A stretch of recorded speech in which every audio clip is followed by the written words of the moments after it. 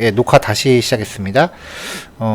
저도 수업 때마다 이제 딜레마를 겪는 게 뭐냐면은, 이게 수업 난이도를 어느 정도까지 맞춰야 되느냐가 제일 고민이 많이 돼요. 사실 쉽게 하면은 저는 되게 편하거든요. 그리고 근데 들으시는 분들 입장에서는 이제 학원에서 이제 수업 들을 때는 아, 저게 단가 보다 하면서 이제 되게 뿌듯하게 들으시는데 막상 필드 돌아가면 이제 그게 아니니까 이제 거기에서 좀 오는 딜레마가 좀 있어요. 그래서 사실 저는 이제 수업 예제들을 준비할 때 이제 평상시에 제가 쓰는 것들만 정리를 하거든요. 이제 1년에 한두 건, 보통 이제 상반기, 하반기로 나눠서 이제 외주 작업을 받아서 해요. 왜냐면은 주로 제가 하는 게 그 학교 수업이 아니라 재직자분들 대상으로 하는 거기 때문에 감 떨어지면 수업을 못 하거든요. 그러니까 요즘 뭐가 유행하는지를 놓치면 수업을 못 하기 때문에 이제 외주 작업도 간간히 받아서 하는데 그때 제가 쓰는 것들만 정리를 하는 거예요. 그러니까 여기 있는 거 다 머릿속에 넣으시면 저보다 잘하시는 거예요. 네, 그래서 제가 할 줄 아는 다라고 보시면 될 것 같은데 수업하면서 되게 양심에 찔리는 게 양심 없는 놈 지는 이거 공부하는데 1년 한 1, 2년 걸렸으면서 이거를 2달 만에 다 외우라고 막 앞에서 얘기하면은 속으로 되게 저도 민망할 때가 많아요. 그러니까 저는 뭐 여기 있는 것들 진짜 이 내용을 다 섭렵하는데 한 2, 3년 걸린 것 같아요. 물론 하루 24시간 내내 이것만 붙잡진 않았지만 저도 제일 하면서 했겠지만 그래서 아마 훈련 기간 중에는 여기 있는 내용을 다 섭렵하시는 게 사실 많이 어려우실 거예요. 그냥 일단 한번 쭉 훑어보시고 나중에 한 2번, 3번 더 정주행 하셔야 된다라고 생각하시면은 좀 편하시지 않을까 싶어요. 자, 오늘 첫 번째 예제는요. 저번에 끝날 때 한번 보여드렸었는데 이미지를 이제 업로드를 위해서 이렇게 등록을 하면 미리 보기 형태로 이렇게 화면에 등록되는 케이스입니다.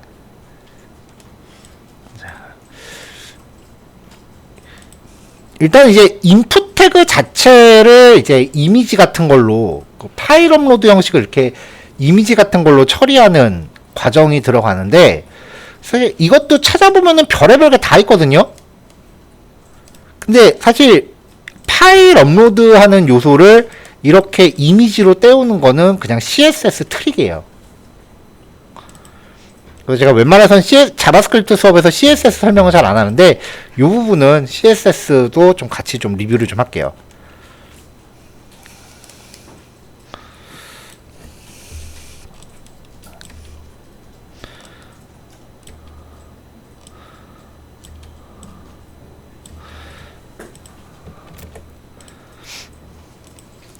자, 원 생김새는 이렇습니다. 여기 옆에 파일 찾아보기 버튼이 있어요. 아, 지금 기능 구현이 다 돼 있구나.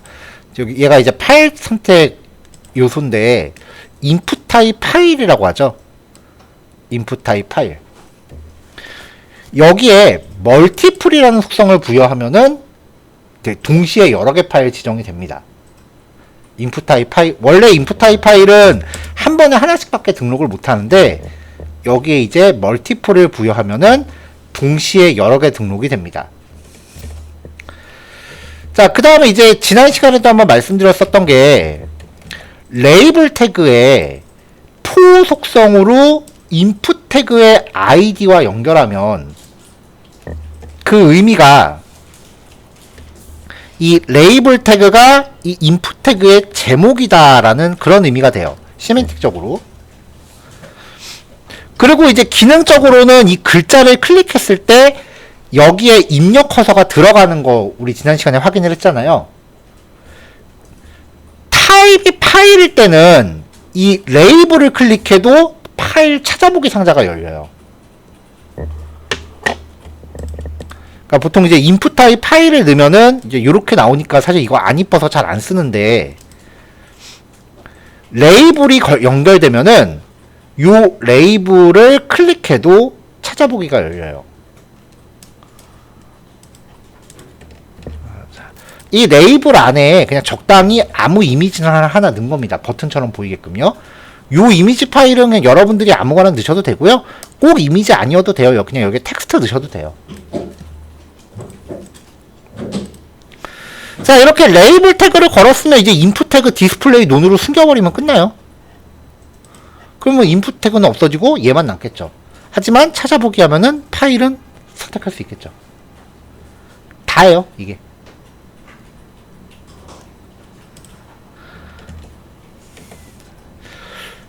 자, 요 이미지 업로드 안에 레이블 태그에다 커서 포인터 줬습니다. 이게 커서 포인터를 안 주면 얘가 클릭할 수 있다라는 형태로 마우스 커서가 바뀌질 않기 때문에 스타일리스트 커서 포인터 줘서 그 마우스 커서 모양을 손가락으로 바꿔줬고요.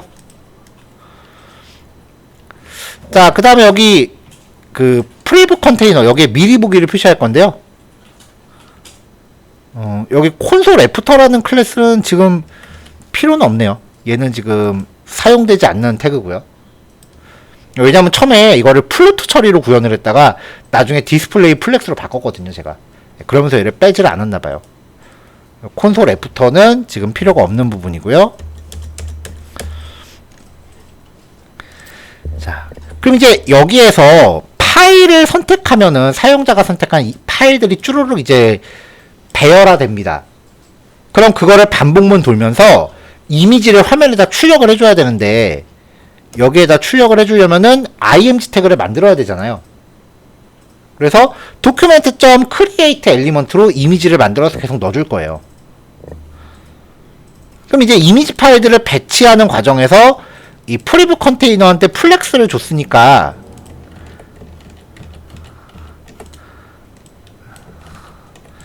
그 안에 들어가는 이미지 태그들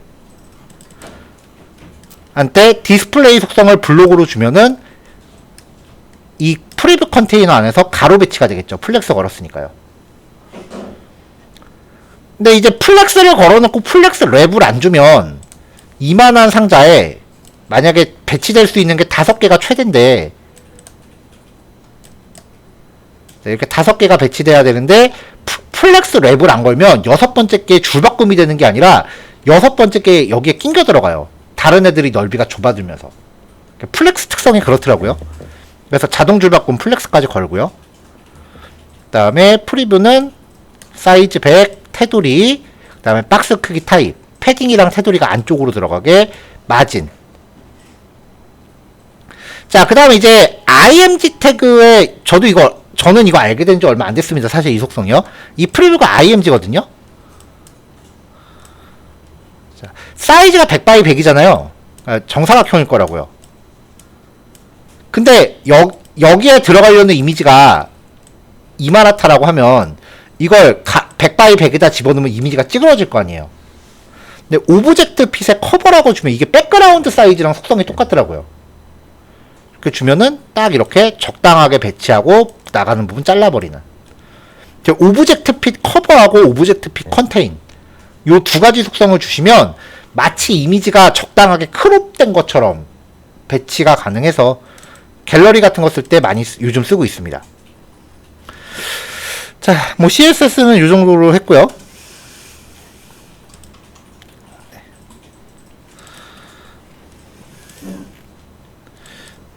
자, 일단 코드를 단계별로 좀 막아서 처리해 볼게요. 자, 파일 인풋 요소에 대해서 변경 이벤트가 발생했을 때, 선택지가 바뀌었을 때 일단 미리 보기를 출력할 객체를 가져왔어요. 자, 요 안에 inner HTML이 요 안에 내용이죠. 거기에다가 빈 문자를 집어 넣으라는 거는 이 안에 만약에 img 태그들이 엄청 많이 들어있는데 여기에다가 빈 문자열을 강제로 넣어버리래요. 빈 문자열을. 그러니까 안에 있는 내용 다 지우란 얘기예요. 이 안에 뭐가 출력되고 있건 간에 안에 있는 내용을 다 지우고요. 이벤트가 발생한 이 파일 객체 안에서 파일스라고 하는 프로퍼티를 가져와서 일단 콘솔에 출력을 해봤습니다.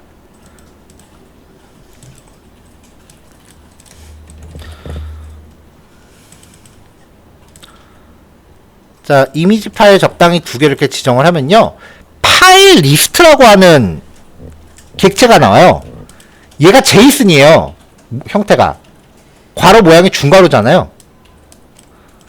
제이슨인데 키가 0하고 1일 뿐이에요. 우리는 보통 A는 100, B는 200 이런 식으로 가는데 이 키값이 하필이면 0하고 1일 뿐이에요. 0, 1. 얘가 그러니까 배열의 인덱스가 아니고 제이슨의 키예요.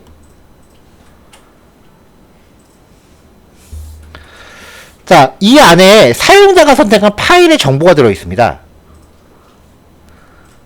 파일 정보를 담고 있는 객체예요. 자, 이걸 가지고 이제 반복을 돌릴 거기 때문에 얘를 일단 배열로 바꿀 거예요. 자, 얘가 지금 파일의 정보예요.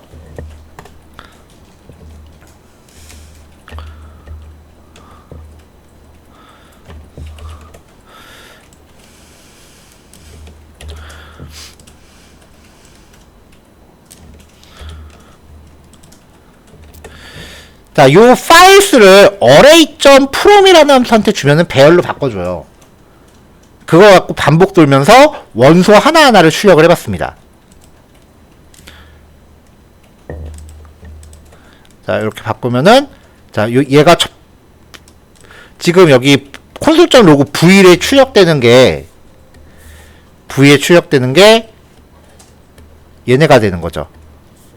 첫 번째 이미지 파일, 두 번째 이미지 파일.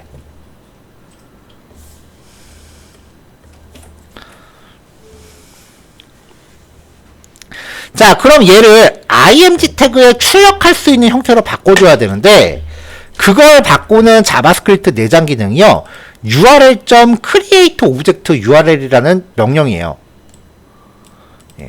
요걸 갖다가 이제 콘솔에다 한번 또 찍어보면,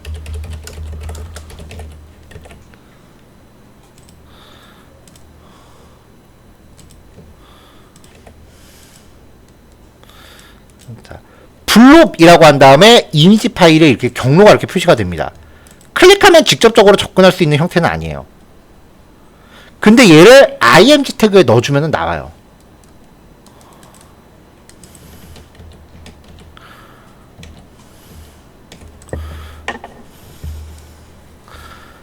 자, 사용자가 선택한 파일의 배열로 바꿔서 반복을 돌아요. 그리고 그 원소 하나를 create object URL로 해서 이제 이미지 파일을 갖고 와서 화면상에 출력을 해야 되니까 바디 태그 안에 코딩되어 있지 않은 img 태그를 만들어줘야 돼요. document.create element였죠. 이렇게 하면 자바스크립트가 img 태그를 하나 만듭니다. 자, 이 img 태그한테 classList.add preview, 요 img 태그한테 그럼 클래스 속성에 프리뷰라고 하는 클래스가 들어갈 거고요. src 속성, src에는 아까 선택한 요 이미지를 넣어준 거죠. 자, 이렇게 이미지 태그를 만든다고 해도 화면에 바로 나오진 않아요. 얘를 어디엔가 넣어줘야 돼요. 이 프리뷰 컨테이너가 아까 바로 위에서 여기 프리뷰 컨테이너라는 div, 얘를 객체로 만들어 놓은 거죠. 여기에다가 출력을 해줄 건데, 지금 반복문 돌면서 여러 개 추가하고 있는 거잖아요. inner html로 넣으면은 기존에 넣었던 거는 지금 여기 보신 것처럼 다 기존에 있던 건 다 지워버리고 얘만 넣어요. 그러니까 여기에 반복문 돌면서 100개를 넣는다고 해도 inner html로 집어넣으면 마지막 하나밖에 남지 않습니다.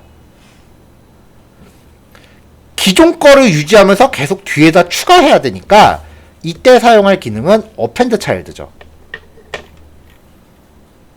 append child 라고 해서 이 img 태그를 넣어주면은 이제 미리 보기가 나옵니다. 자, 지금 요 기능은 단순히 이미지 미리 보기를 구현을 한 거지 실제로 업로드가 발생하지는 않습니다. 그 업로드를 구현한다라고 해도 프론트엔드 혼자만으로는 업로드 처리가 안 돼요. 왜냐면은 이미지 업로드는 백엔드가 받아줘야만 가능하거든요. 그래서 업로드 기능은 사실 백엔드 쪽에서 할 일이 더 많아요. 근데 우리가 아직 백엔드까지 등장시킨 상황이 아니기 때문에 요 예제는 이렇게 이미지 미리 보기 정도만 처리하는 걸로 하겠습니다.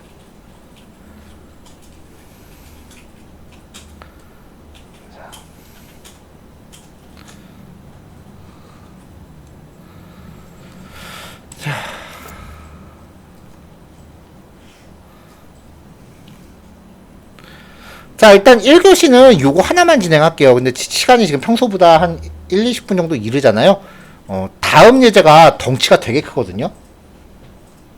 그래서 다음 예제의 시간을 좀 더 길게 할당하기 위해서 1교시 여기까지만 끊고요. 대신에 2교시 제가 시간을 평소보다 좀 많이 당겨서 7시 50분에 시작할게요. 네, 조금 이따 뵙겠습니다. 자, 넘어가겠습니다. 제가 지금 단톡방에 텍스트 파일을 하나 드렸는데요. 이 텍스트 파일은 그냥 복사하시기 편하게 지금 제가 텍스트로 해놨어요. 자, 11단원 자바스크립트 내장 기능 관련돼서 내용을 이제 우리 살펴보다가, 정규 표현식이라고 하는 개념을 잠깐 소개해드린 적이 있습니다. 이게 이제 문자열의 형식을 의미하는 수식인데 말 그대로 그 식이기 때문에 알려져 있는 식들이 굉장히 많아요. 그래서 이 텍스트 파일 드린 거는 저도 평상시에 검색해갖고 많이 쟁여놓은 거예요. 네. 일전에 우리가 그 예제하면서 봤었던 것들은 여기 앞에 4가지 정도만 봤었거든요.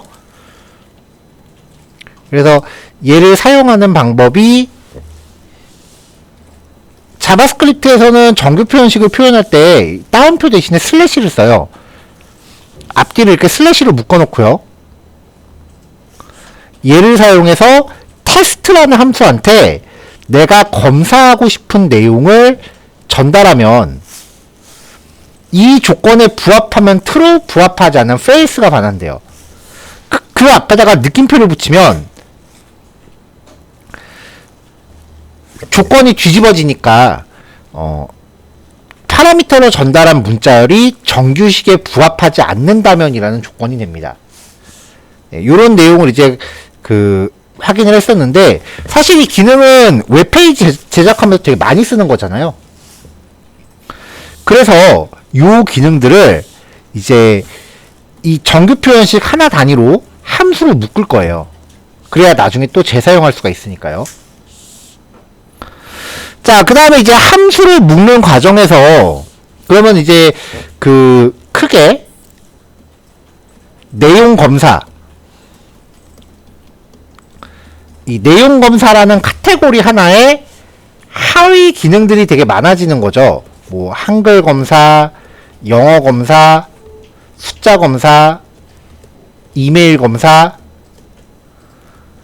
등등등 그 비슷한 카테고리의 기능들이 되게 많아지는 거잖아요. 자, 비슷한 카테고리의 기능들이 많으면 얘네들을 이제 하나로 또 묶기 위해서 우리가 클래스라고 하는 개념을 봤었어요.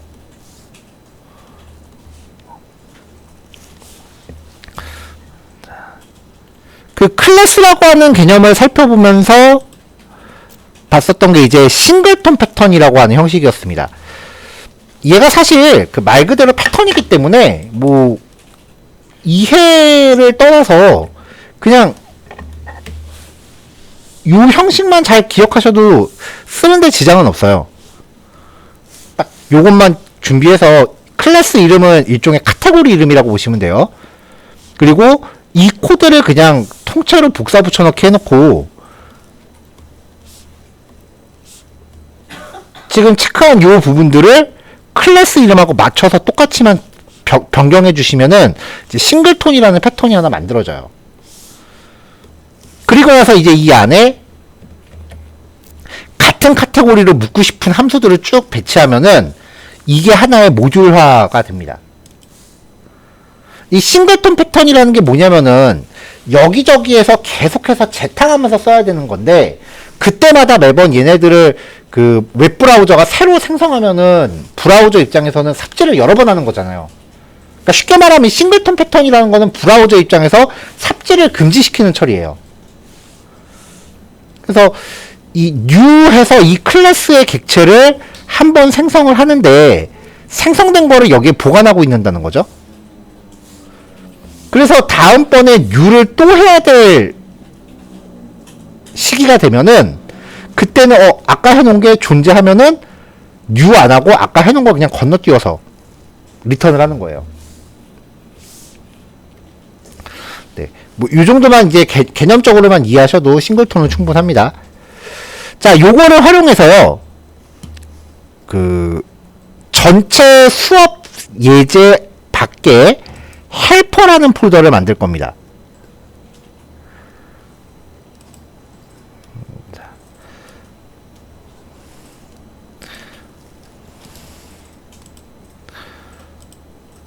이 헬퍼 폴더 안에 몇 개의 그 싱글톤 클래스를 넣을 건데요.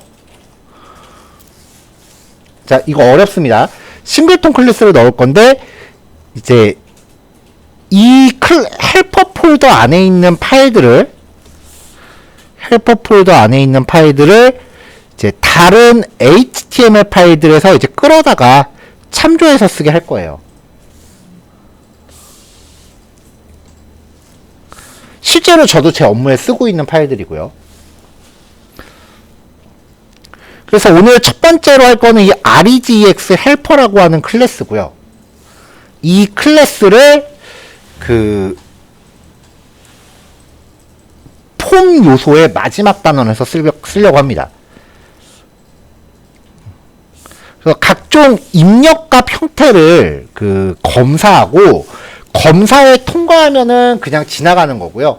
검사에 통과하지 않으면 우리 12단원에서 예외 처리라는 걸 봤었거든요.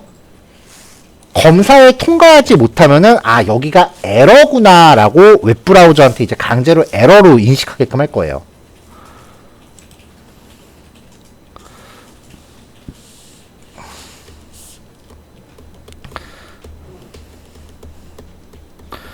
자, 입력값이라는 걸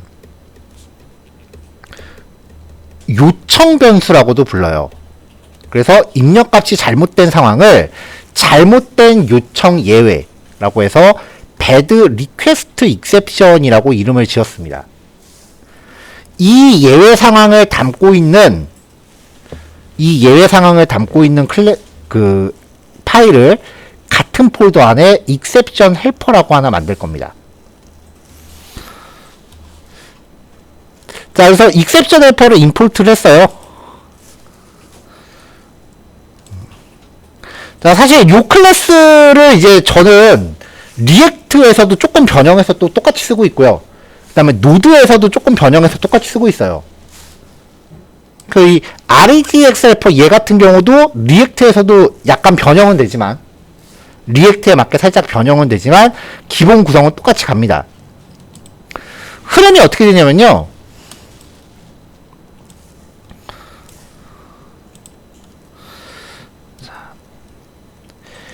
HTTP 상태 코드라고 하는 게 있습니다. 자, 이게 뭐냐면은 웹브라우저가 웹페이지를 로딩했을 때 결과예요. 자, 정상적인 페이지가 뜨면요, 네트워크 탭으로 갔을 때 여기에 이제 그 웹브라우저가 이 페이지를 로딩하는 데 필요한 전체 리소스가 보이죠. 여기 보시면 상태에 전부 200이라고 뜨잖아요. 상태 200이라고 하는 요게 이제 상태 코드예요. 쉽게 말하면은 로딩 결과를 의미하는 숫자 값이에요. 200이라는 거는 의미가 OK입니다. 근데 만약에 존재하지 않는 페이지에 접근을 한다. 그러면 여기 상태가 404라고 뜨죠. 이 404는 페이지 나파운드 에러예요.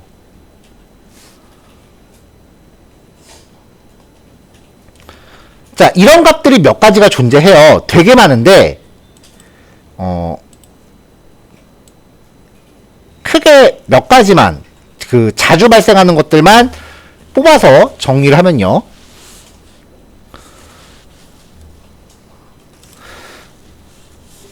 자, 400이라고 하는 거는 배드 리퀘스트 익셉션이라고 해서 잘못된 요청이에요. 뭐냐면은 말 그대로 입력값을 정해진 형식이 아닌 다른 형태로 입력한 경우예요. 404는 not found. 그리고 500번대 에러가 있는데 이거는 서버 에러라고 해서 퍼블리싱이나 프론트 단계에서 할 수 있는 게 없어요. 백엔드 에러거든요. 그 밖에 이제 403 에러도 있는데 얘는 권한 없음이에요. 대표적인 게 어떤 케이스냐면은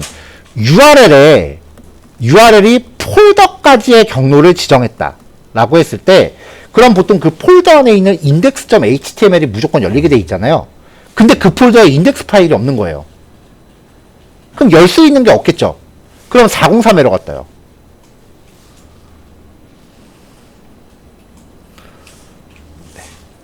그 밖에 뭐 405인가 6인가 하는 값도 하나 있는데 전 세계 우리나라밖에 없는 값이 하나 있어요.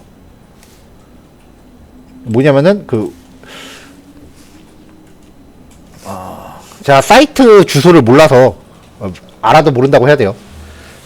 말씀을 실제 시연을 못 보여드리는 게 있는데 뭐냐면은 ISP 업체에 따라서 성인 사이트 같은 데 접근하면 경찰청 차단 페이지가 나오는 경우 있어요. 그게 이제 그 상태 코드 405인가 406인가 그래요. 이게 특정 사이트를 정부 차원에서 그렇게 차단하는 거는 우리나라밖에 없대요. 뭐 그런 에러 코드도 있고요. 여튼 200을 제외한 나머지 값은 전부 문제가 있는 경우를 뜻합니다. 자, 그래서 입력값을 이 REGX 헬퍼 클래스에서 검사를 하다가 정해진 형식이 아니라고 판단되면은 이 배드 리퀘스트 익셉션 클래스 에러를 상속받았죠? 요 클래스를 강제로 객체로 만들어서 에러를 발생을 시킬 거예요. 그러면서 이제 상태 코드가 400번이다라고 웹브라우저에 강제로 알려줄 겁니다. 자, 원래 에러 클래스는요, 메시지라고 하는 그 속성만 갖고 있어요. 에러 메시지만. 그래서 상태 코드에 대한 속성은 없기 때문에 추가적으로 멤버 변수를 선언을 했고요. 그 다음에 여기 요 선택 셀렉터라고 돼 있는 거는 어떤 입력 요소를 검사할 거 아니에요. 인풋 태그. 그 현재 검사하고 있는 인풋 태그의 선택자를 갖게끔 할 겁니다. 그래서 이 클래스의 객체를 만들 때 첫 번째 파라미터 MSG는 생성자죠. 생성자는 객체가 만들어질 때 자동으로 실행되는 거라고 했어요. 첫 번째 파라미터는 사용자한테 노티하고 싶은 에러 메시지인데 만약에 메시지를 세팅하지 않으면 잘못된 요청입니다를 기본값으로 넣은 거예요. 실제로 여기는 뭐 아이디는 뭐 한글이 들어갈 수 없습니다. 뭐 그런 식의 우리가 정한 메시지가 될 겁니다. 선택자는 에러가 발생한 입력 요소의 CSS 선택자. 자, 객체 만들면서 이 메시지는 상위 클래스한테 줬고요. 왜냐면 얘가 이제 메시지를 필요로 해요. 그리고 에러의 이름은 배드 리퀘스트 익셉션이라고 강제로 정했고 상태 코드는 400이라고 강제 세팅했습니다. 그 다음에 선택자는 파라미터로 받은 거 세팅해줬어요. 그러면 우리가 이 클래스를 사용하고자 할 때 new bed request exception 이렇게 객체를 만들고 이 파라미터 두 개를 세팅을 하겠죠. 이렇게 객체를 만든 다음에 얘를 throw라는 명령으로 이제 처리를 하면은 자바스크립트는 이 위치를 진짜 에러가 난 걸로 인식한다는 거예요. 정상 상황이 아니라 에러가 난 걸로 인식을 한다라는 거예요. 브라우저가. 그래서 거기에 따른 적절한 처리를 이제 개발자로 하여금 하게끔 유도하는 겁니다. 자, 이 속성값들 또 반환해 줘야 되니까 스테이터스 코드 여기는 요 400이라는 값을 리턴하는 게터, 셀렉터 선택자를 리턴하는 게터, 그리고 자, 선택자가 널이 아니라면, 비어있지 않다면 document.query selector라고 해서 이 선택자를 써요. 그럼 선택자가 가리키는 실제 HTML 태그가 EL에 담기겠죠? 그렇지 않으면 undefined도 주고요. 이렇게 해서 이제 실제 HTML 태그 객체를 반환하게끔 했습니다. 자, 어렵습니다. 자, 이 REGX 헬퍼를 이제 실제로 어떻게 쓰는지 볼게요. 첫 번째 기능은요, 여기 제가 사용 방법을 간단하게 넣어놨어요. 자, 입력 요소에 실제로 내용이 있는지를 검사합니다. 첫 번째 파라미터는 선택자예요. 이걸 받아서, 이 셀렉터를 받아서 document.query selector로 가져와요. 거기에 value라고 하면은 실제 입력값을 가져오겠죠. 그 입력값이 undefined, 없거나 null, 이것도 비었거나, 혹은 type of content, 이건 변수의 데이터 타입 확인하는 겁니다. 입력값을 취득했는데 그 입력값이 문자열일 때, 왜냐면은 배열일 수도 있으니까요. 배열일 땐 이걸로 처리를 못 하거든요. 문자열일 때 앞뒤 공백 제거하고 길이가 0이면 이것도 내용 없는 거랑 마찬가지거든요. 이게 무슨 의미냐면은 입력하라고 했을 때 스페이스바만 엄청 열심히 입력하는 경우 있어요. 스페이스바도 엄연한 글자예요. 근데 우리는 그걸 입력한 걸로 치면 안 되니까 앞뒤 공백을 다 제거하고 길이를 체크했더니 남은 글자가 한 글자도 없다면, 자, bad request exception, 에러를 발생시킵니다. 이때 요 파라미터를 여기다 주는 거죠. 선택자랑 같이. 그러면 이제 요 위치가 에러로 인식이 되는 거예요. 자바스크립트. 그럼 여기서 뻗어요. 웹브라우저가. 그럼 우리는 요 상황이 발생했을 때 사용자한테 알러창 같은 거를 뿌려줄 수 있게끔 또 구현을 또 해야 됩니다. 자, 그 다음 맥스 랭스. 자, 앞에서 만든 이 밸류 기능, 그러니까 얘는 입력값이 있으면은 넘어가는데 어떤 형태로건 입력값이 없으면 거기서 에러나고 뻗는 기능이에요. 그래서 일단 얘를 한번 호출을 해요. 내용이 있으면은 그냥 무사통과 할 텐데 내용이 없으면 여기서 뻗겠죠. 자, 그럼 내용이 있다면 다시 한번 선택자로 입력값 뽑아오고요. 그 입력값의 글자 수가 내가 지정한 글자 수보다 크다면, 입력값의 글자 수는 5글자인데 여기에 내가 3이라고 지정한 거예요. 그러면 거기서 에러를 발생시켜요. 그래서 사용자가 내가 지정한 글자 수를 초과해서는 입력하지 못하게끔 막는 기능입니다.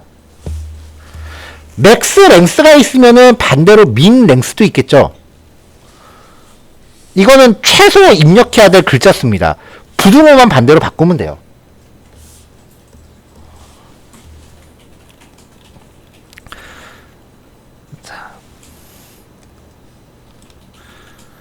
자, 얘는 이제 compare to입니다. CSS 선택자를 2개를 전달해요. 그래서 둘 다 값이 있는지 검사하고요. 첫 번째 입력값을 취득합니다. 두 번째 입력값도 취득합니다. 근데 그 두 개가 내용이 다르면 에러를 발생시킵니다. 비밀번호 확인용으로 쓰려고 만든 거고요. 자, 그 다음 체크. 선택자로 체크박스를 가져옵니다. 쿼리 셀렉터 올이죠. 자, 쿼리 셀렉터 올로 가져오면 배열은 아니라고 말씀드렸잖아요. 그래서 배열로 변환하고요. 필터는 true를 리턴하는 항목만 여기다 옮겨 담아요. 그러니까 이게 전체가 체크박스들인데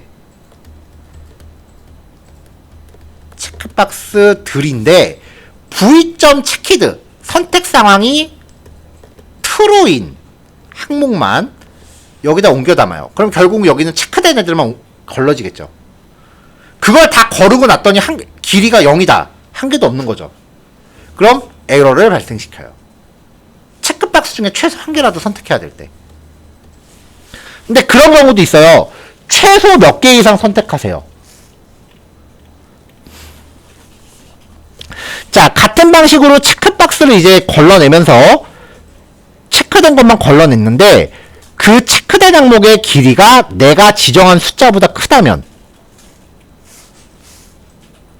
내가 지정한 숫자보다 작다면, 그러니까 나는 3개를 지정을 했는데 사용자가 선택한 항목의 길이는 2개밖에 안 된다. 그러면 최소 3개 이상 선택하셔야 됩니다.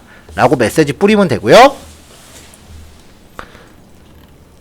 체크 맥스는 부등호 방향을 반대로 바꿔서 최대 선택 개수를 제한을 합니다.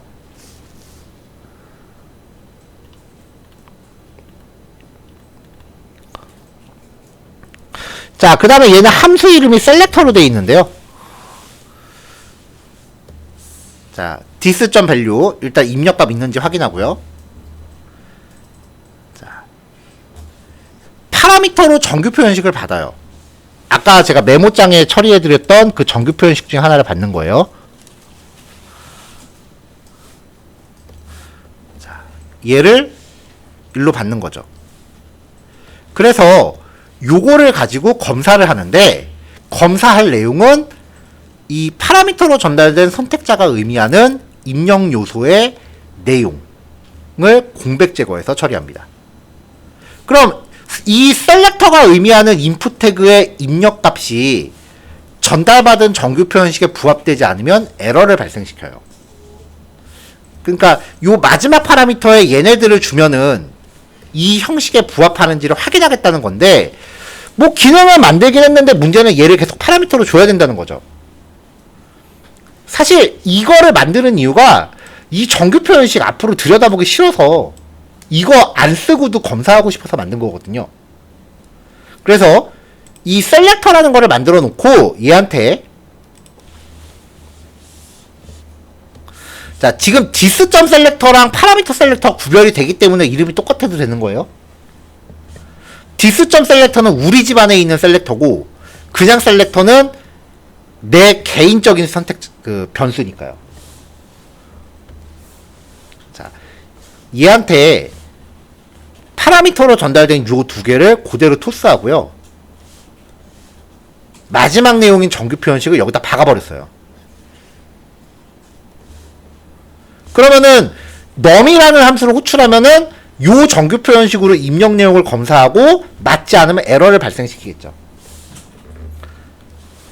자, 그 다음부터 이제 요 함수를 계속 복사해서 넣으면서 영어 여부 검사, KUR 한국어 검사, ENGNum 영어 숫자 검사, CORENUM 한글과 숫자 검사, 이메일 형식 검사입니다. 여기 메모장 파일 드린 거 보시면 이메일 형식 검사 있어요. 자, 그 다음에 셀폰 핸드폰 번호 검사. 근데 요거는 지금 바꿔야 되나 좀 고민 중이에요. 여기 얘를 지워야 될지. 요즘 요 번호가 거의 없잖아요. 그리고 가운데 자리가 디시멀 10진수 3자리 혹은 4자리, 그리고 마지막에 숫자 4자리. 탈폰, 얘는 집전화번호입니다. 자릿수만 검사합니다. 근데 요즘 회원가입 받을 때 핸드폰하고 집전화 구별 안 하고 그냥 연락처로 받는 경우도 있거든요. 그럼 둘 중에 아무거나 입력할 수 있어야 되잖아요. 그래서 정규 표현식 두 개를 여기다 다 때려 박아 놓고요. 자, 입력값을 취득해서 입력값이 체크1 텍스트, 핸드폰 형식도 아니고, 그리고 체크2, 집전화 번호 형식도 아니라면, 두 개가 둘 다 아니라면 에러. 이거는 연락처 통합 처리용입니다. 자, 근데 이 정규 표현식은 뭐 연락처 입력받을 때 저는 개인적으로 진짜 이해 못하는 UI인데 이렇게 입력받는 경우가 있어요. 그래서 선택하고 세 자리, 앞자리 이렇게 나눠 입력받는 경우 있죠. 전 이거 되게 싫어하거든요, 이 UI. 근데 기획하시는 분도 이거 되게 좋아해요. 제가 이걸 왜 싫어하냐면은 이렇게 입력받으면 스마트폰으로 입력할 때 자동 완성 세팅이 안 돼요. 근데 이거를 그냥 인풋 타입 8이라고 해서 입력 박스 하나로 박으면은 스마트폰에 저장되어 있는 자기 연락처가 자동 완성으로 뜨거든요. 그게 더 편한데 이걸 계속 고집하는 기획자분들 계세요. 뭐 코딩하는 사람이 무슨 힘이 있겠습니까? 기획자가 하라면 해야죠. 아무튼 사용성 때문에 그런 것도 있고요. 그리고 그 인풋 태그, 인풋 타입 이메일, 이렇게 해서 그냥 입력 박스 하나만 놓으면은 그 스마트폰으로 입력할 때 자기 메일 주소가 자동 완성돼서 들어가거든요. 근데 이것도 꼭 이렇게 하시는 분들 계시잖아요. 이렇게 해서 여기다 드롭다운 넣으시는 분들, 그리고 그 옆에 직접 입력 버튼 꼭 넣으시는 분들. 구현도 귀찮고 쓰기도 불편하고 좀 되게 옛날 스타일인데 저는 그 UI를 요즘에 이해 못하겠어요. 아무튼 자, 이렇게 만들고 나서 이 클래스는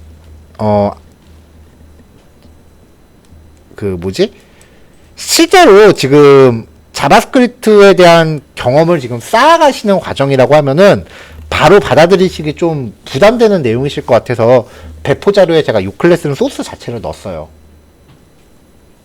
그러니까 일단은 얘를 어떻게 사용하는지만 먼저 위주로 보세요. 그래도 실제 필드에서 쓰는 코드 하나 정도는 경험을 해보셔야 될 것 같아서요.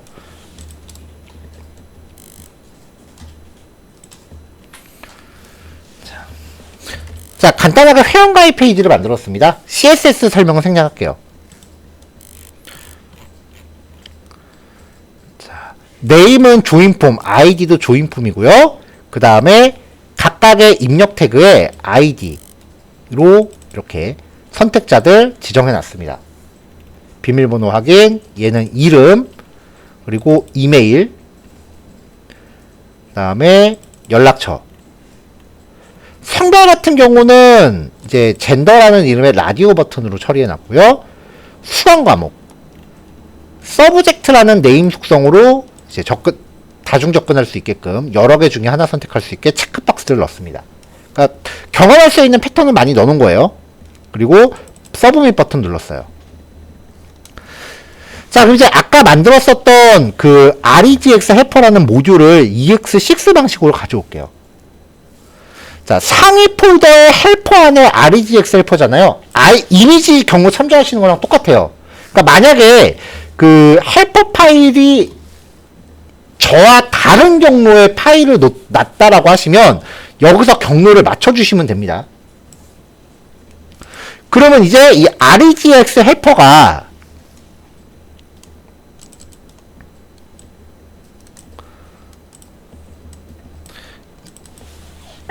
여기서 이제 익스포트 되는 거죠. 자, regxhelper.get 인스턴스를 내보냈으니까 이 클래스의 모든 기능이 여기에 객체로 부여가 됩니다. 그게 얘가 되는 거죠.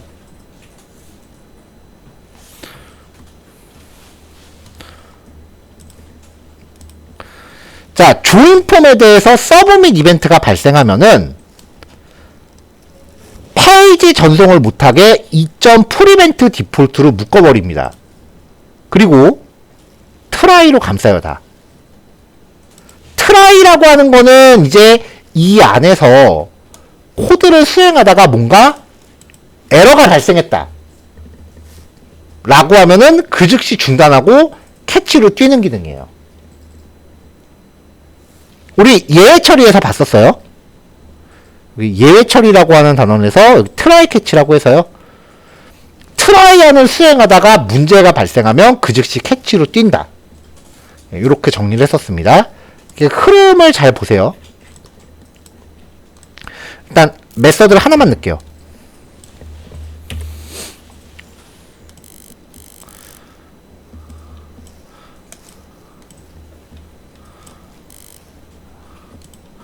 자, 이거 어려워요.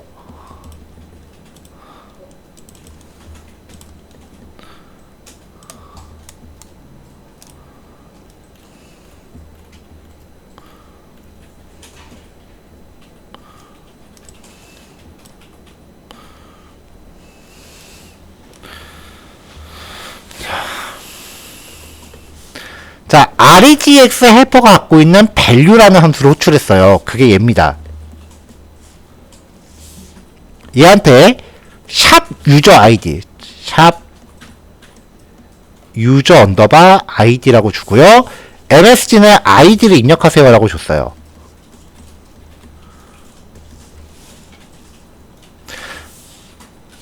자, 그럼 이제 얘가 이제 호출했으니까 이제 여기가 실행이 되겠죠. 실행이 되는데 이 선택자를 가지고 객체를 갖고 온 다음에 입력값을 뽑았잖아요.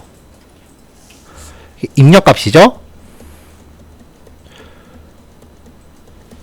이 입력값을 가지고 내용이 존재하지 않는다라는 걸 의미하는 거를 전부 다 조건을 나열한 거예요. 이 중에 하나라도 걸리면 내용이 없다라고 판단하려고. 그래서 if문으로 쭉 검사를 하다 보니까 내용이 없어요.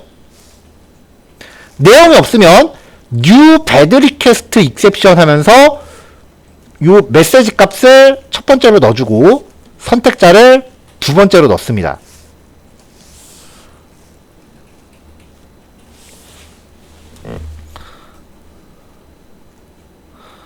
자, 그럼 요 객체가 이제 생성이 되면서 throw, 에러를 발생시킨 거죠. 자, 그럼 이제 이 생성자에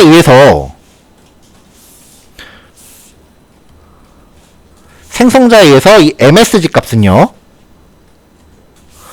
요 MSG 값은 생성자로 여기로 들어와서 일단은 이 객체 안에 내장이 되고요. 선택자 얘도 두 번째 파라미터로 들어와서 여기에 저장이 돼요.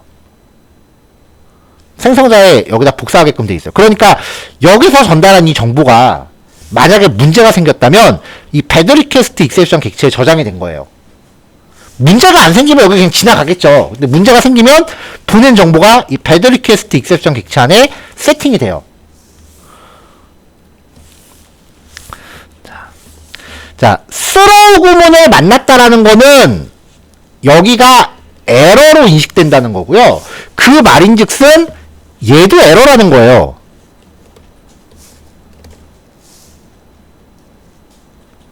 내가 호출한 함수가 에러가 났다는 건 나도 에러라는 거예요.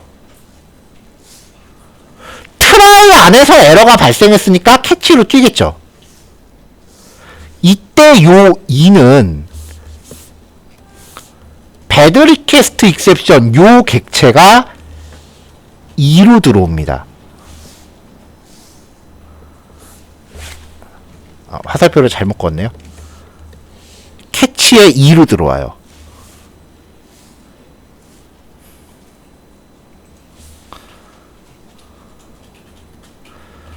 자, 그러면은 요 MSG라는 파라미터 여기 밑에 코드 보시면 이거를 this.message에다가 넣고 있거든요.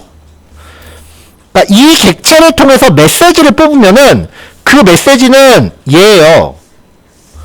여기서 알럿으로 표시하고 있는 이 메시지는 얘예요. 이 MSG. 얘가 뭐였는지 거슬러 올라가 볼까요? 아이디를 입력하세요라는 내용이에요. 그러니까 요거를 수행했는데 문제가 발생하면 여기서 아이디를 입력하세요라고 에러 정보가 뜬 거고요. 그 다음에 2.element라고 하고 있는데 요 2가 지금 밑에 얘였죠. 엘리먼트라고 하는 애는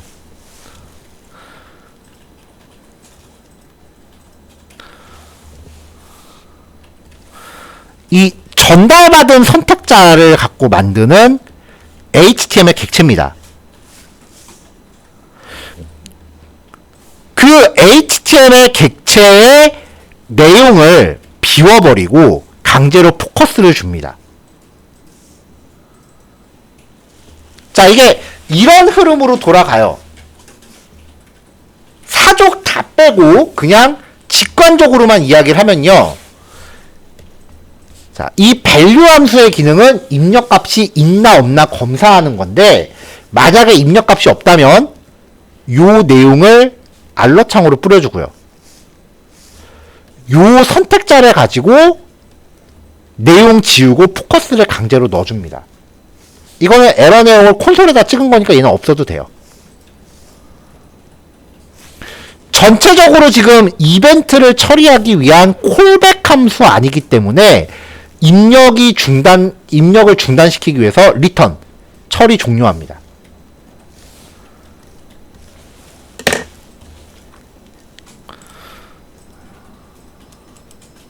자, 그래서 결과를 확인하면요. 가입하기 누르면 아이디를 입력하세요 라고 알람 메시지 뜨고요. 확인 버튼 누르면 포커스가 이렇게 가는 거예요. 이게 입력하겠군요. 또 누르면 제가 아까 다 지웠죠. 참. 자, 아까 지운 걸 돌려놓을게요. 자, 이제 유저 아이디에 대해서 영어 숫자, 유저 아이디에 대해서 최소 4글자, 최대 20글자, 비밀번호 입력 검사, 비밀번호 글자 수 검사, 그 다음에 비밀번호 확인값, 그리고 비밀번호와 비밀번호 확인과는 내용이 동일한지 검사. 네. 굉장히 많은 경우를 담아놨습니다. 그래서 얘가 다 실행이 되면은 자, 아이디 입력하세요. 최소 4글자 이상. 네, 최대 20글자까지. 그리고 확인 누르면 입력값이 지워지는 거 보실 수 있어요. 한글로 입력하면은 영어 숫자. 네, 이런 식으로 이제 검사를 다 하는 거예요. 넘어가고 비밀번호 확인값. 네, 비밀번호 확인 잘못됐다. 네, 이름 한글로 2글자 이상. 이런 식으로 이제 검사를 다 하는 거죠. 이메일, 네, 연락처, 네, 연락처 형식 잘못됐다. 이건 전화번호 검사한 거죠. 아무렇게나 숫자 입력해도 형식 잘못됐다고 뜹니다. 네. 자, 성별 선택하세요. 수강 과목 선택하세요. 최소 2개 이상. 네, 이렇게 해서 이제 마무리가 된 거죠.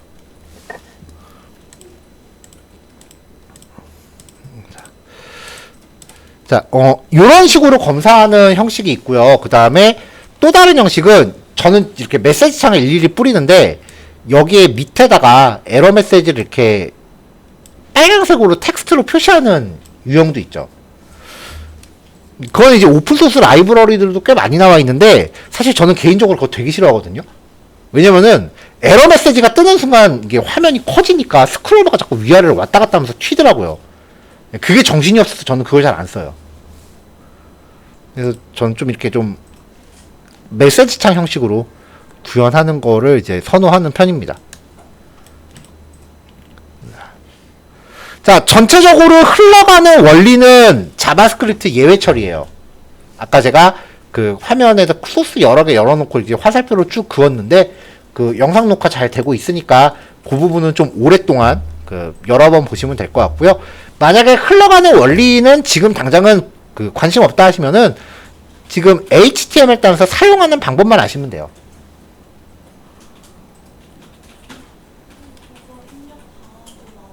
네. 입력을 다 한 다음에 초기화 된다고요? 네. 그러면은 폼에 대해서 리셋 호출하시면 돼요. 여기서 2.current target. reset 이렇게 하시면 입력값 다 날라가요. 근데 원래 해야 되는 거면은 여기서는 입력값을 백엔드에 전송하는 게 맞죠. 그러니까 여기서 원래 들어가야 되는 거는 그 AJAX로 입력값을 백엔드에 보내야 되는 거예요. 네, 요거는 제가 이렇게 남겨놓을게요.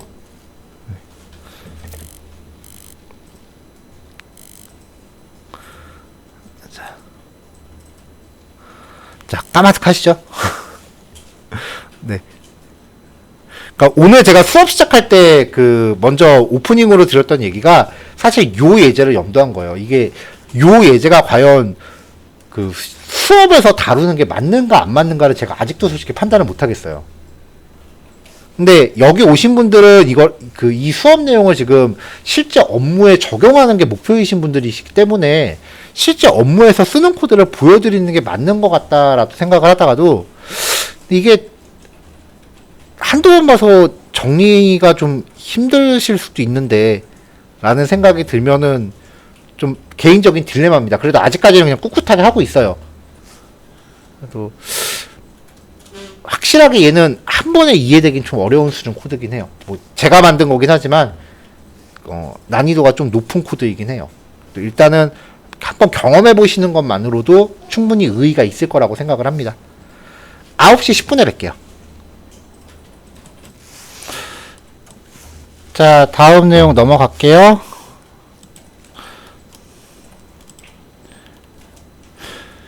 자, 오늘 제가 단톡방에 드린 자료가요. 지금 우리가 폼 요소가 19단원인데 19단원 파일을 안 올려드리고 21단원으로 올려드렸어요. 그게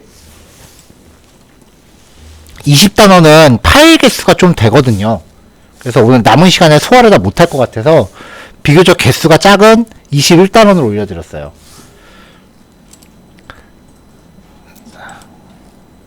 어차피 두 개가 이어지는 부분이 없기 때문에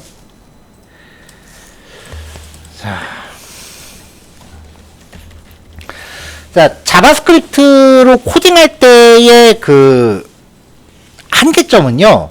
일단 뭐 아무리 변수를 만들건 뭘 하건 간에 페이지 새로 고치면 다 날라가요. 왜냐면 완전 처음부터 다시 실행하니까요. 이번에 소개해드릴 내용들은요. 뭔가 정보를 저장하는 거예요. 그래서 페이지를 새로 고침하거나 브라우저를 껐다 켜도 날아가질 않습니다. 물론 경우에 따라서는 브라우저 끄면은 자동으로 날아가는 경우도 있긴 하지만 그건 우리가 조절할 수 있는 부분이고요. 웹브라우저가 데이터를 저장하기 위한 방법이 크게 두 가지예요. 전통적인 방법은 쿠키라는 게 있어요. 그리고 나중에 생긴 게 이제 웹 스토리지라고 하는 기능이 있고요. 자, 쿠키는요, 사용자 웹브라우저에 저장하는 텍스트 데이터예요.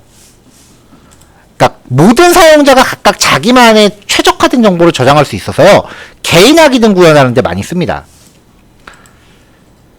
자, 정보를 저장할 때 변수 이름과 변수 내용, 그리고 유효 시간, 유효 경로, 유효 도메인이 들어가요.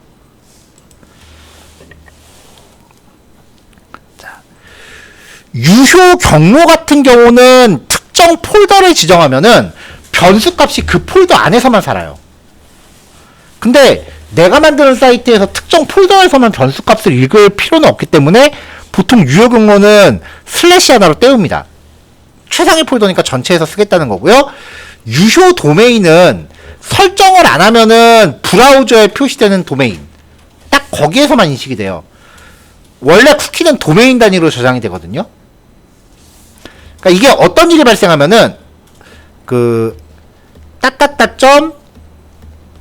네이버닷컴에서 생성된 정보와 블로그 네이버닷컴 그리고 카페 네이버닷컴 전부 다 도메인이 다르기 때문에 앞에 붙어있는 것 때문에 다 구별이 되죠. 그래서 메인 페이지에서 저장한 게 블로그 사이트에선 인식이 안 되는 그런 일이 생기는데, 이게 오히려 쿠키를 저장할 때 유효 도메인을 .naver.com 이렇게 세팅을 하면은 앞에 붙어 있는 게 틀려도 다 인식이 돼요. 그래서 오히려 쿠키가 패밀리 사이트 간의 통합 로그인 구현할 때 많이 씁니다. 가장 큰 특징은 유효 시간이에요. 영구적으로 저장될 수 없고요. 반드시 유효 시간을 설정해야 됩니다. 오늘 하루 이 창 열지 않으면 많이 봤는데 앞으로 이 창 열지 않음 기능은 사실상 없어요. 그게 왜냐면은 쿠키라는 것 자체가 시간 제한이 있기 때문에 그래요. 저장되는 데 시간. 이 시간이 지나면 날아가요. 앞으로 이 창 열지 않으면 유효 시간을 99999 이렇게 길게 저장한 거예요.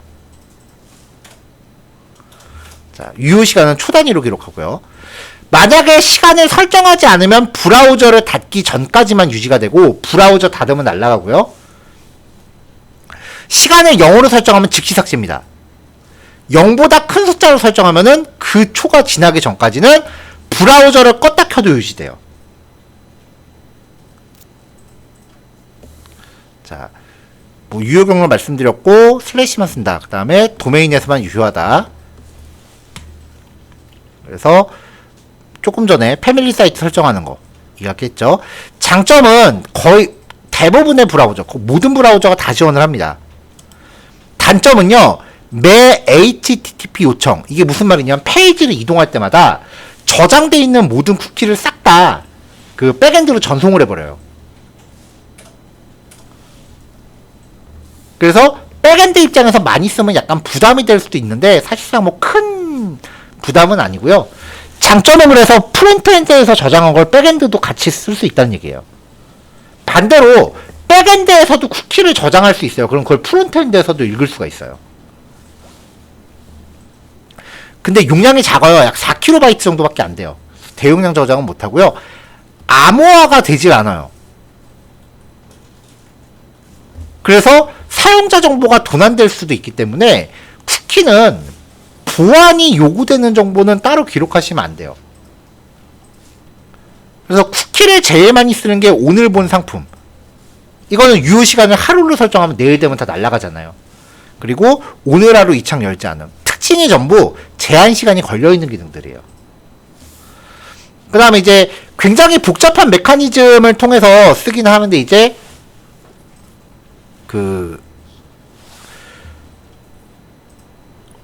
광고 같은 거 노출할 때도 쿠키를 사용을 하고 있습니다. 현재까지는요.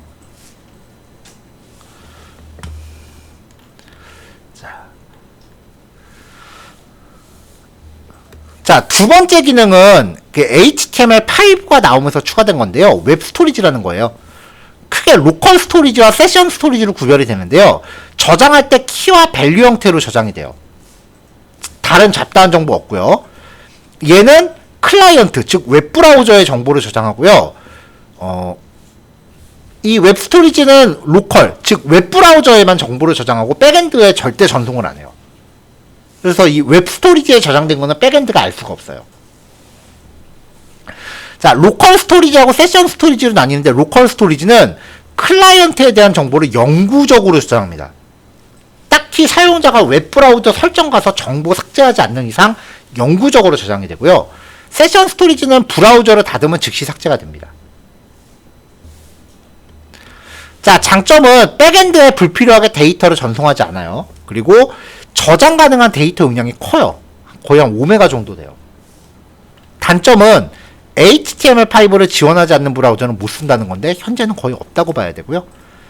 사용 예시는 로컬 스토리지 같은 경우는 이제 영구적으로 저장하니까 자동 로그인 저장 같은 거 이런 거 구현할 때 쓰고, 세션 스토리지는 입력 폼 정보 저장, 비로그인 시의 장바구니 같은 거 이런 거 구현할 때 사용을 합니다.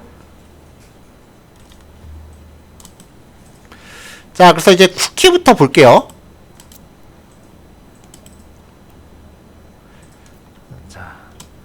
자, 실행할 때 제가 전에 라이브 서버 소개해 드렸잖아요. 도메인 단위로 저장되기 때문에 반드시 라이브 서버 환경하에서 실행을 해야 돼요. 폴더에서 더블 클릭하시면은 동작 자체가 안 돼요.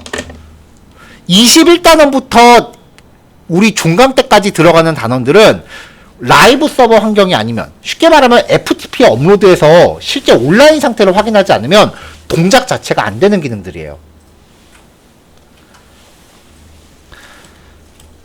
자, 크롬 브라우저 개발자 도구를 열면은요,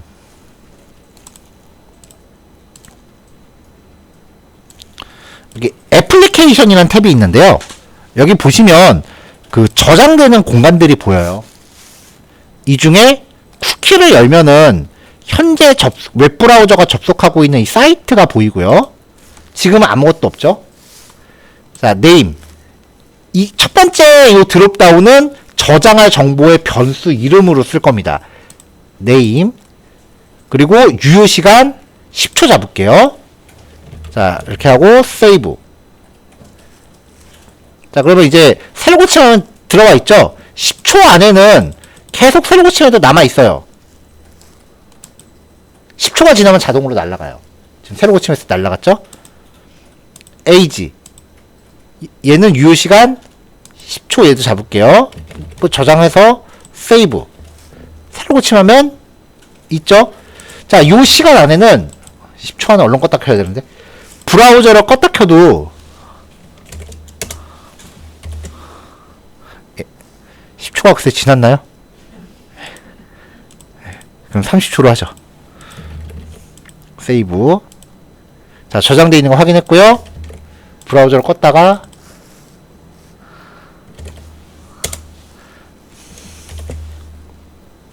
남아있죠. 지정된 시간 안에는 브라우저를 다시 닫았다 열어도 남아있습니다.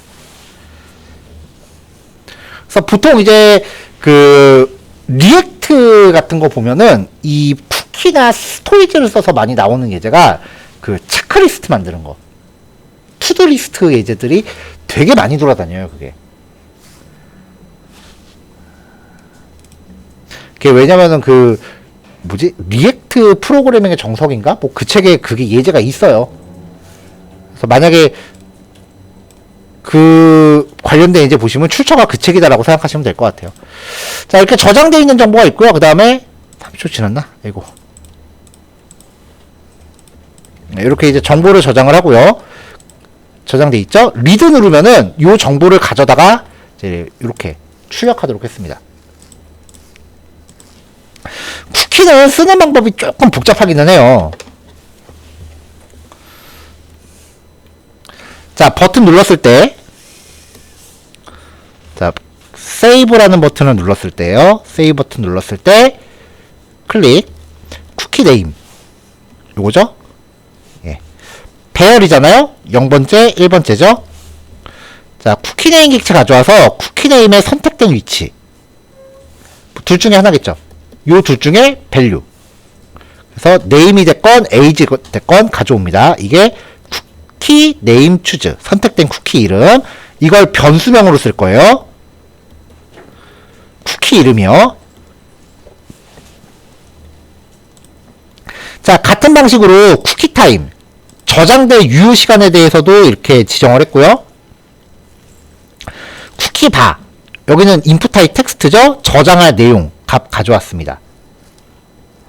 자, 그 다음에 이제 쿠키를 저장하기 위해서 요렇게 생긴 형태의 문자열을 만들어야 돼요.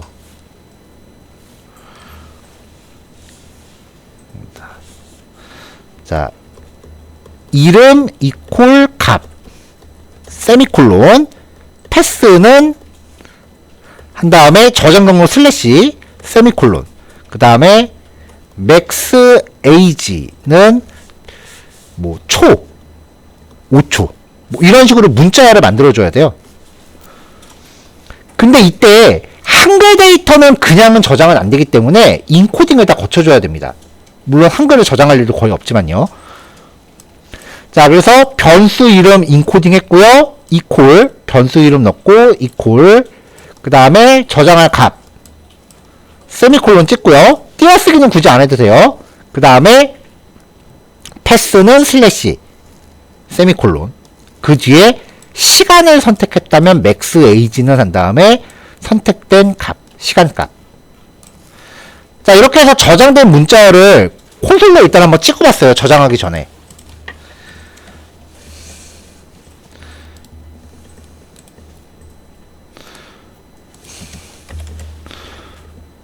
자, 그래서 여기 콘솔에 보면은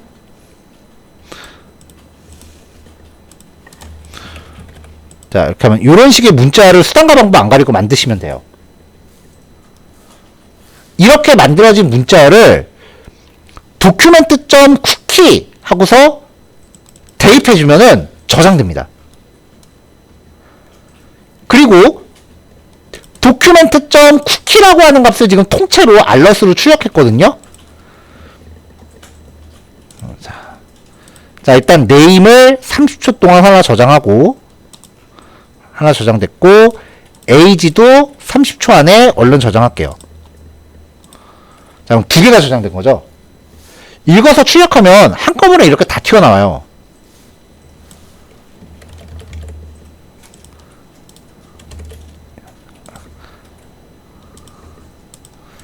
자, 요런 식으로요. 그러니까 여기서 내가 원하는 것만 뽑아내려면 또 문자를 이제 그 분리시키는 작업이 또 필요해요. 정보를 여러 개 저장하면은 이런 식으로 한꺼번에 다 퉁쳐서 저장이 되니까 이걸 세미콜론 단위로 쪼갠 다음에 다시 이퀄 기준으로 이름과 값으로 분리를 또 해야 돼요. 좀 귀찮아요.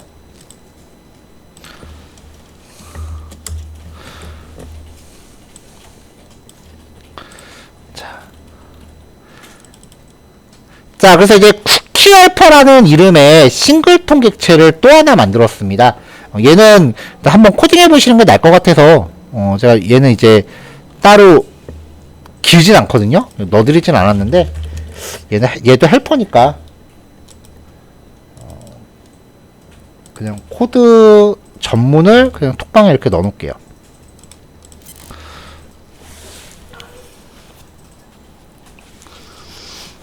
자, 싱글톤 만들고요. 기능은 딱 두 개만 넣어놨어요. 아, 세 개구나. 자, set 쿠키, delete 쿠키, get 쿠키. 저장하기, 삭제하기, 그 다음에 읽어오기. 자, 변수를 저장할 때 필요한 거는 변수 이름과 값이거든요. 그래서 이름하고 값은 이렇게 파라미터로 주고요. 그 밖에 유효시간, 유효경로, 도메인 같은 경우는 제이슨으로 묶어서 이렇게 줄 건데, 만약에 경로를 안 주면은 그냥 슬래시로 처리하게끔 했고요. 도메인을 안 주시면은 그냥 대표값을 자동으로 세팅하게 했어요.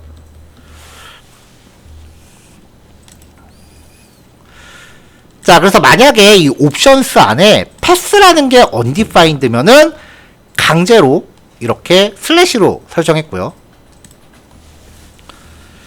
그 다음에 시간 같은 경우는 요 안에 이제 시간 같은 경우는 지금부터 60초 동안 저장해라. 이렇게 설정하면 사실 쓰기가 굉장히 힘들어요. 그래서 데이트 클래스의 객체를 만들도록 했어요. new date라고 하면은 2022년 11월 0부터 시작하니까 11월이죠. 10일 01시 00분 00초 이렇게 객체를 만들어서 주면은 데이트 클래스의 객체면 걔를 to UTC 스트링이라고 하는 거는 날짜 시간에 대한 국제 표준 형식 문자열입니다. 이걸 이제 맥스 에이지가 아니라 엑스파이어라고 하는 문자열에다 넣으면은 딱 이때까지 저장해요. 그러니까 60초 동안 저장하라 보다는 이때까지 저장해라가 좀 더 나을 것 같아서 이런 식으로 이제 처리하게끔 기능 업그레이드를 했고요. 전달된 이름과 값을 일단 이름 이퀄 값 이렇게 문자열로 묶고,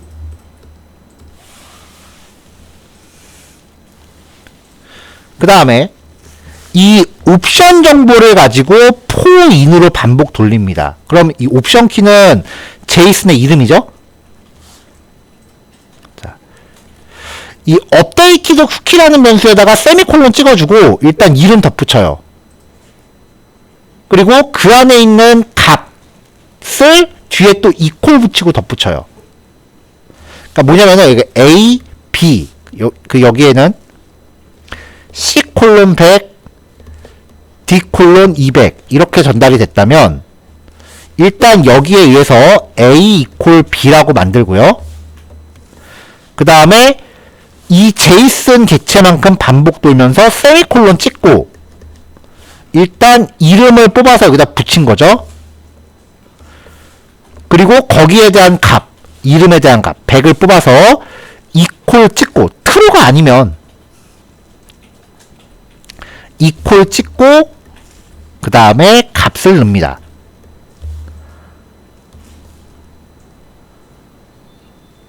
그럼 그 다음에 D가 또 있으니까 반복 돌면서 세미콜론 찍고 D 이퀄 200 이렇게 넣은 거죠.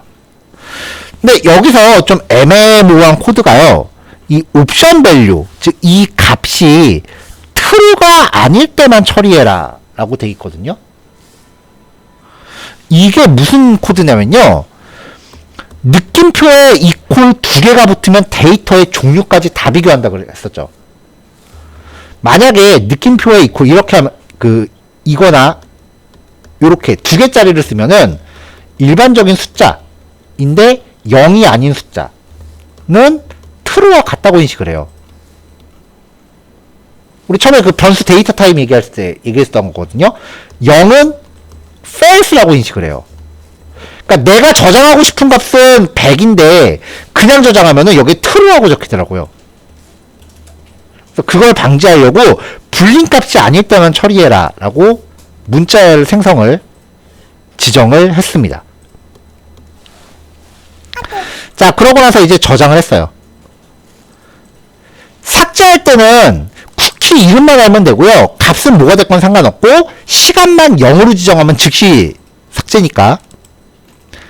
이름을 전달했을 때 쿠키 이름, 값은 아무것도 필요 없고 옵션은 시간만 0입니다. 이거를 위쪽에 있는 이 setCookie한테 전달하면은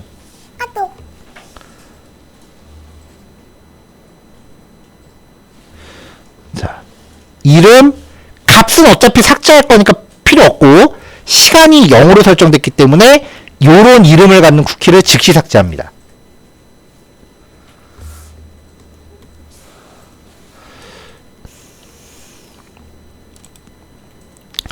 자, 마지막으로 getCookie인데요.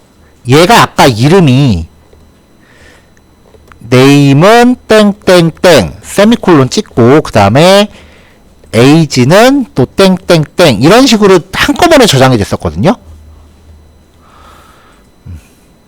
이거를 처음에 처리할 때 세미콜론 단위로 쪼개서 반복 돌면서 다시 또 추출하려고 했더니 엄두가 안 나더라고요.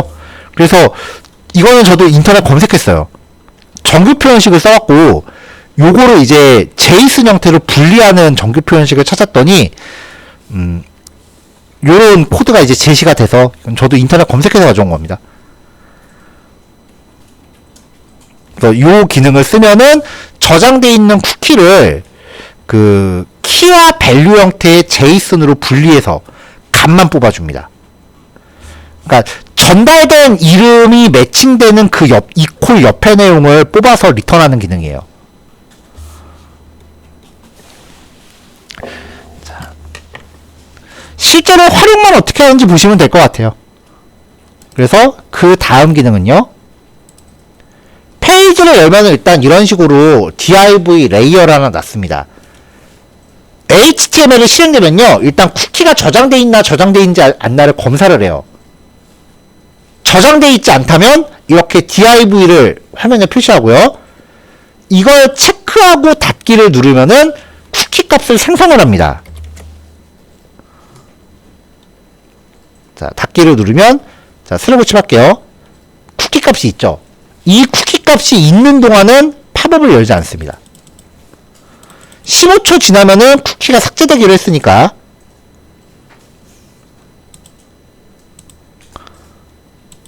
자, 그럼 이제 다시 생기죠.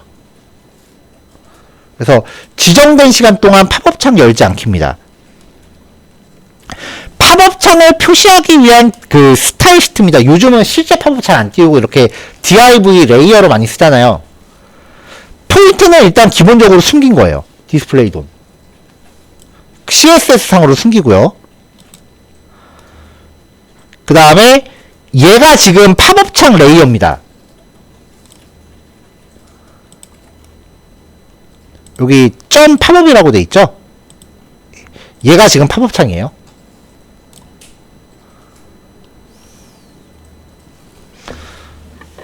자, 근데 기본적으로 얘가 지금 아까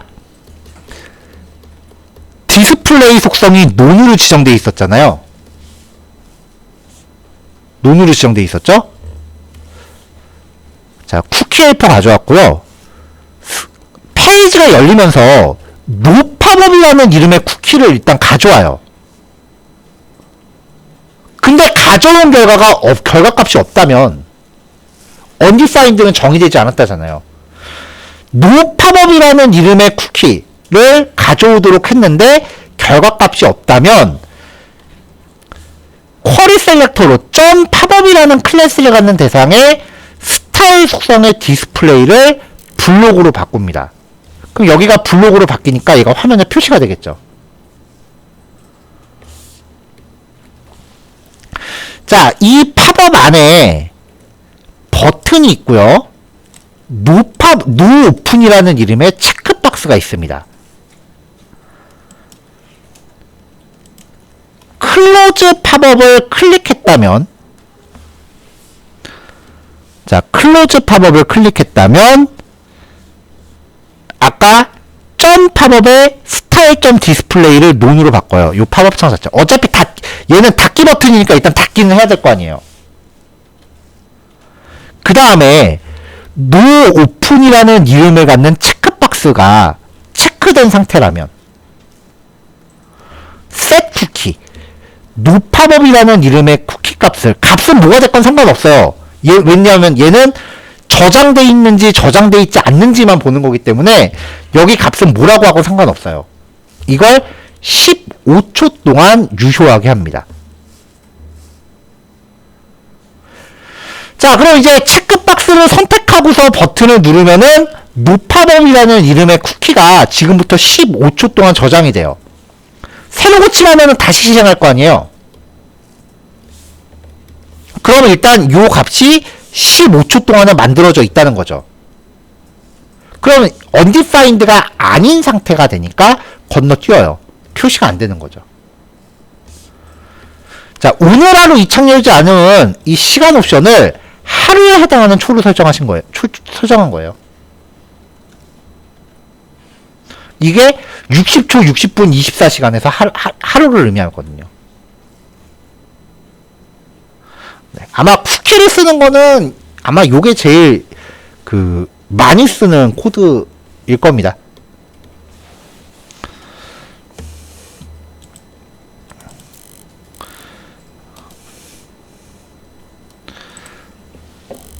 자, 로컬 스토리지는요, 아까처럼 똑같이 이름,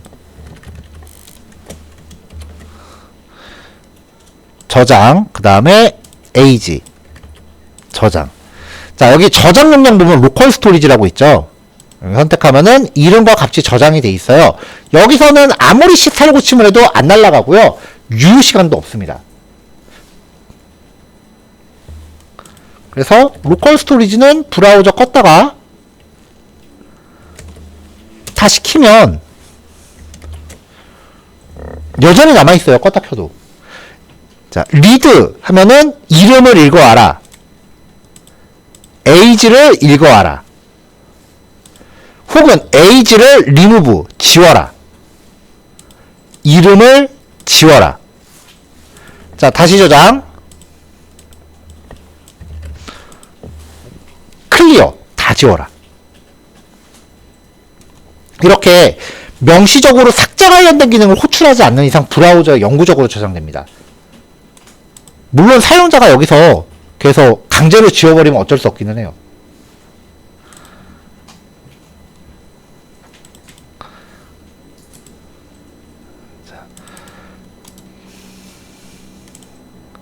자, 세션 스토리지도 예제 구성 똑같은데요. 이름 세이브,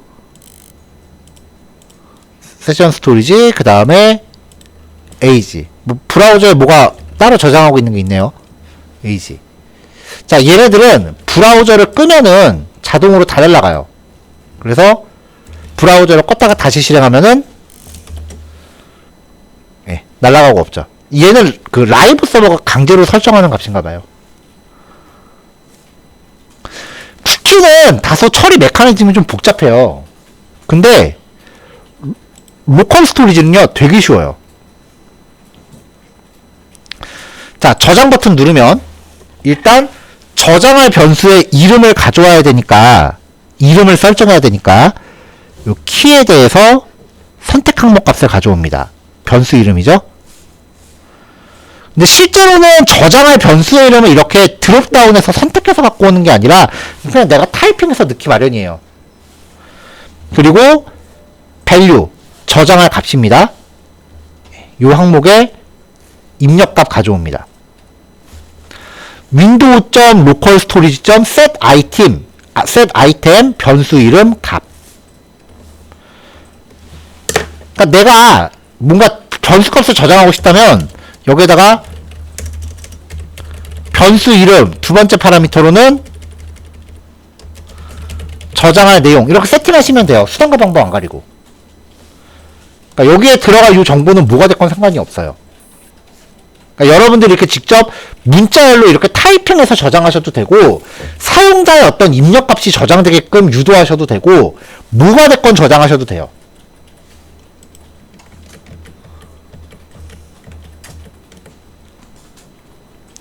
자, set으로 시작하는 기능이 있으면 반대로 get으로 시작하는 기능도 있다고 보시면 돼요.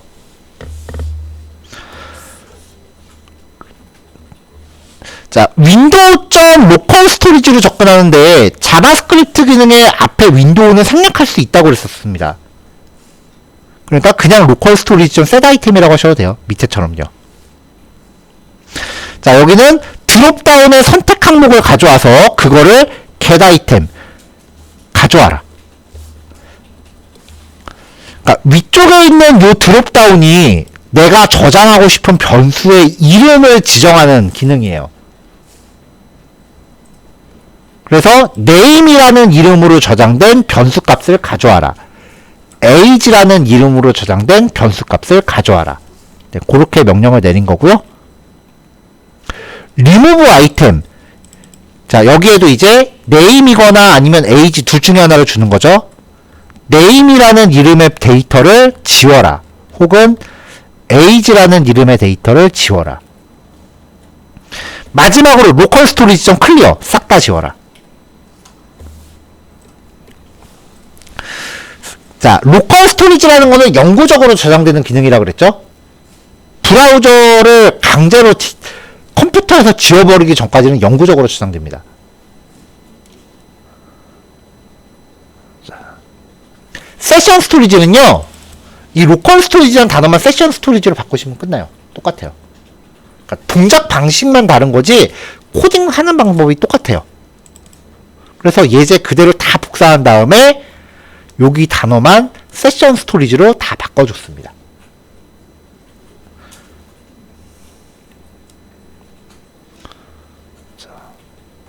웹브라우저에 프론트 개발하면서 그 데이터를 저장하는 메커니즘이 꽤 돼요.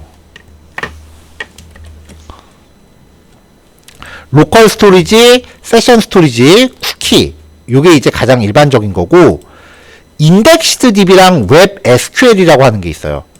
얘가 이제 시작이 되면 굉장히 대용량 정보를 체계적으로 저장할 수 있게 되는데, 얘네들은 이제 SQL이라고 하는 그 백엔드에서 쓰는 언어를 같이 다뤄야 되기 때문에 보통 프론트 수업에서는 다루지는 않아요.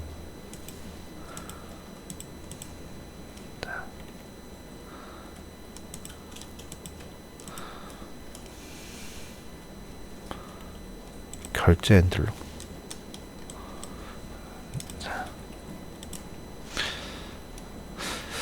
자, 뭐 아마 전문적으로 이제 프론트엔드 개발이라고 하면은 얘를 사용하는 좀 더 다른 케이스들도 그 소개를 할 법한데, 예를 들면 예를 써서 이제 하는 그 영구적으로 뭔가 저장하는 실제 응용 예제를 할 법도 한데요.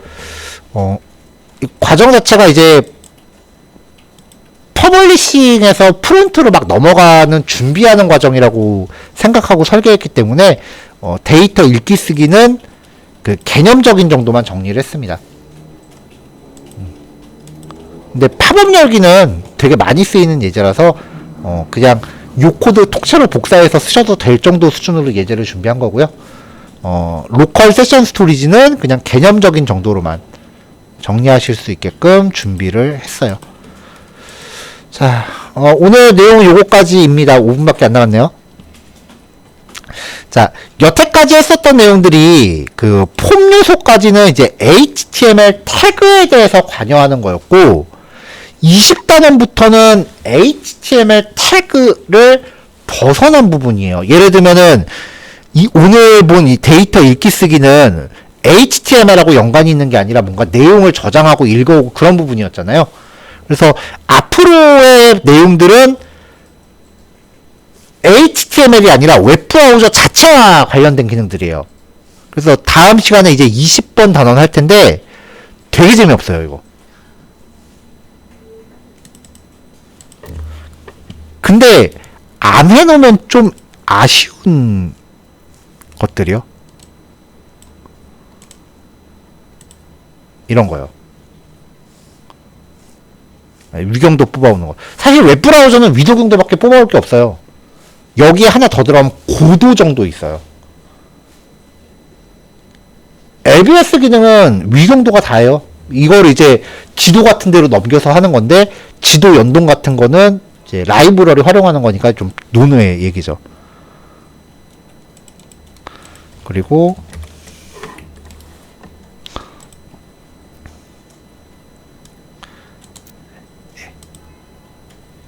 전에 제가 요거 한번 말씀드린 적 있죠? 이렇게 해서 총합은 한 페이지. 요런 거 구현하는 거. 근데 좀 재미없어요. 그 앞에 붙어 있는 내용들은 이제 뭐 요런 좀 이론적인 것들이 좀 많이 나오기 때문에, 자, 뭐 그런 것들이 좀 준비가 되어 있습니다. 자, 네, 여기까지 진행할게요.